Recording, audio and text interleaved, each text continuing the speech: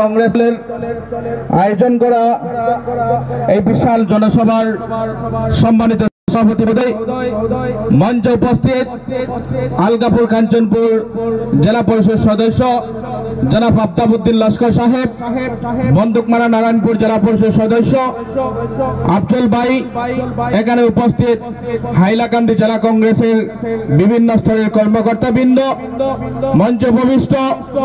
Block সভাপতি, মন্ডল সভাপতি, booth কমিটির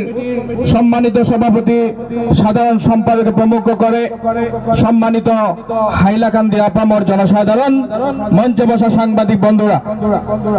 আজকে ভারতীয় জাতীয় কংগ্রেস দলের হাইলাকান্দি জেলায় যে বিশাল জনসভার আহ্বান করা হয়েছে তাতে প্রমাণ হয়েছে যে আগামী বিধানসভা নির্বাচনে হাইলাকান্দি জেলার 2টি আসন কংগ্রেস এই দখল করতে যাচ্ছে।